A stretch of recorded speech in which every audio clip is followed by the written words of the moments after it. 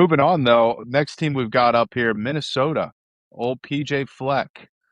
It feels like that guy has just been caught in no man's land for a long time. But Casey, just coming back to you on this one, what do you think about PJ and the boys rowing the boat out there in Minnesota? I'm not going to say that I'm a row the boat guy this year, but I'm cautiously optimistic about what Minnesota has coming back. I like their quarterback. By the time we release this Big Ten preview, I believe the episode with Brian Doherty, the defensive coordinator of the Buffalo Bulls, will be out. And, we touch on that Minnesota game. They opened the season, Buffalo opened the season at Minnesota last year. So I had a chance to get to see Drake Lindsey play a little bit, and I liked what I saw out of him in that opening game. Then obviously just saw some highlights, and so they came to the Horseshoe. Ohio State put it on them last year, but Minnesota fought. PJ Fleck always has his team playing hard.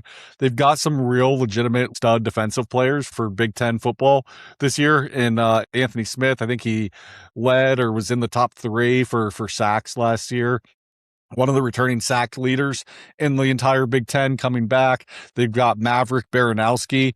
He's a veteran middle linebacker for them. And then Kerry Brown is a really good safety. So probably 3 guys on the defense right there that are not first rounders, but day 2, early day 3 type NFL draft picks next year.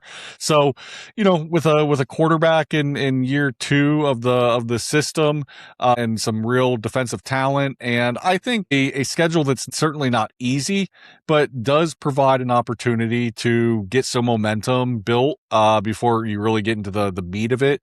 They open with 3 home games.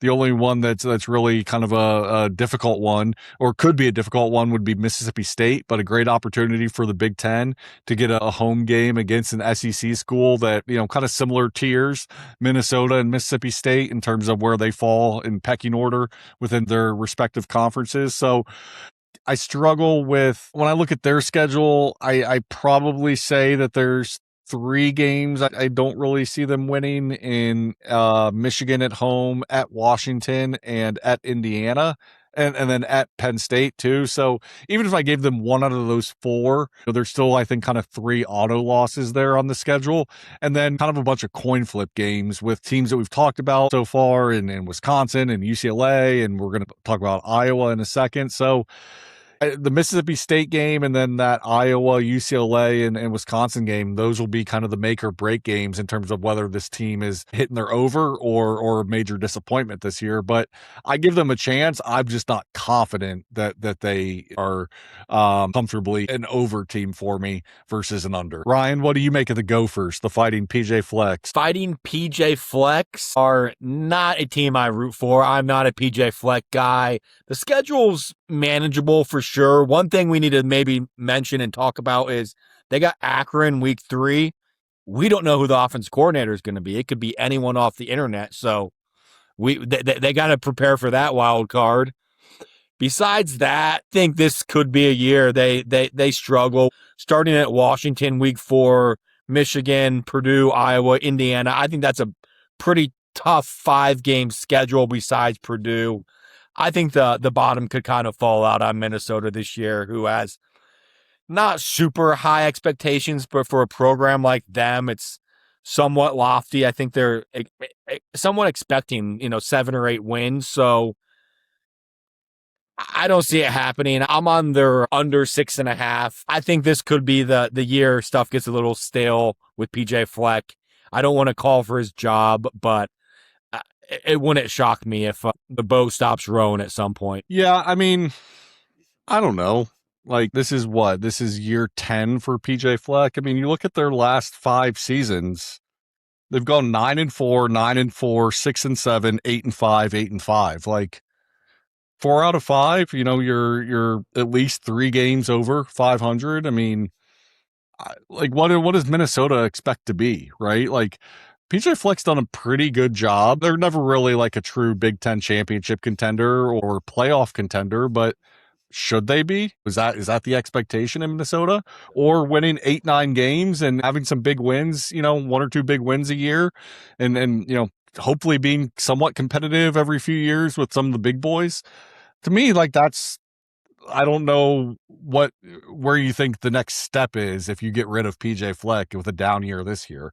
I don't know. Not to get too philosophical with like college football coaching, but I'm gonna kind of stick up for PJ Fleck a little bit there.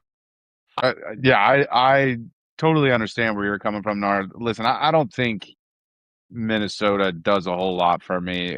Honestly, if I'm pulling up the guide on Saturdays and Minnesota is one of the teams, odds are I'm probably skipping over it. I just don't see a whole lot of excitement from this team this season. I am a big advocate of defensive side of the ball, so I like the fact that anytime you have a linebacker named Maverick Baranowski, that is fantastic. So I'm really hoping that that guy has an outstanding season, really gets himself into the high rounds of the NFL draft. But then, like Kerry Brown at the safety position, we saw Tyler Nubin a few years ago from Minnesota get drafted to the Giants early, and it seems like this Kerry Brown can maybe follow those footsteps based on his production. I like to see Plus good the defense. Bucks, Antoine Winfield Jr.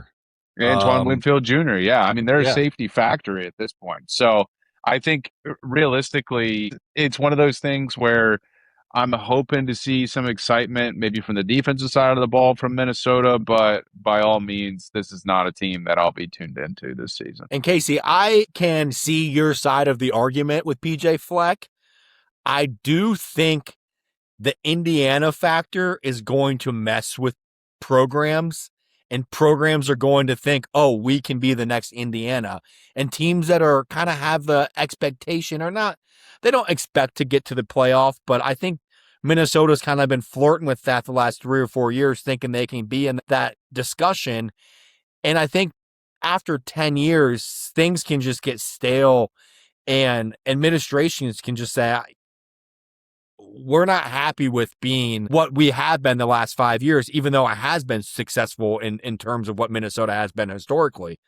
I just think that it is going to mess with some teams, and teams in that mid-tier of conferences are going to try to make some big moves for the next couple years.